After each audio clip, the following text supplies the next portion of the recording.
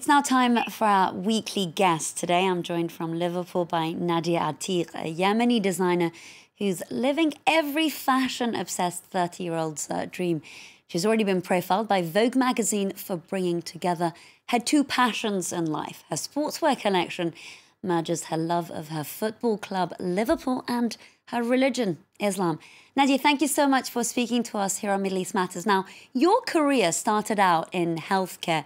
Why did you make a transition to fashion? So basically, whilst I was working for the NHS, I was made redundant.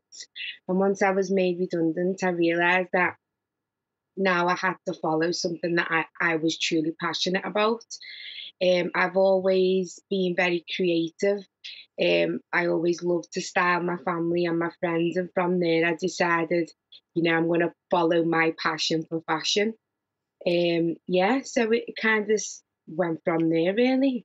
So a natural transition there. Now, of course, you are of Yemeni background, and there are so many topics that could have inspired you. But certainly this time, you decided to bring religion and football together in your latest fashion line. Yeah, I would have loved to base my collection on Yemen. However, this year marked my late father's 10-year anniversary. He was a massive football fan, and I was born and raised in Anfield. So Liverpool Football Club has been a big part of my life. So I decided to then look at something that related to my father and my passion for football, and that was the club. By fusing those two together and making a modest wear football collection, I thought was the perfect timing. Well, today, of course, there are tens of modest fashion lines. Tell me, what makes the Nadia Atique brand stand out? I think when you look at modest wear, obviously it's on the rise and you're starting to see it in a lot of different places. But what I found was all of the colours are very muted, and the designs are very safe. Where for me, I've always been quite colourful and like vibrant colours. So I wanted to come away from that, and you don't really see a modest football collection, especially with now the bans being lifted in Saudi Arabia.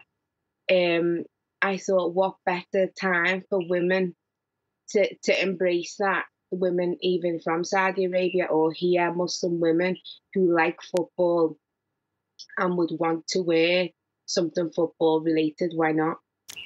Now, beyond religion, which you've just been talking about, which inspires your fashion line, what kind of connection do you have to Yemen?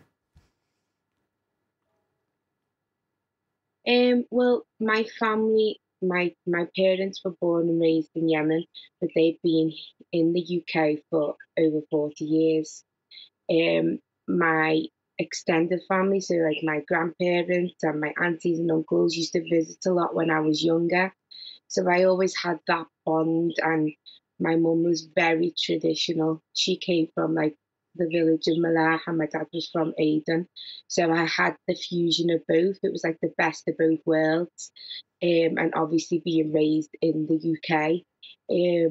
When I did go to visit my family in Yemen, I'd say in 2007, it was a massive culture shock for me because although I had that connection with Yemen, I was still very much a British Yemeni.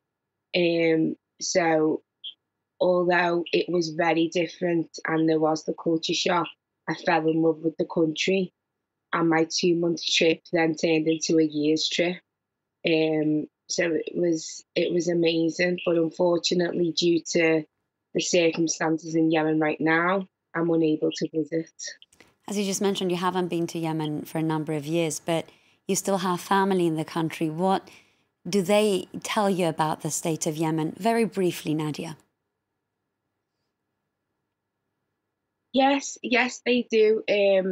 I mean, they try and remain as positive as they can be, but I think there's just like a sense of fear, and displacement for them, and they don't really know what's going to happen next, which is very sad to hear.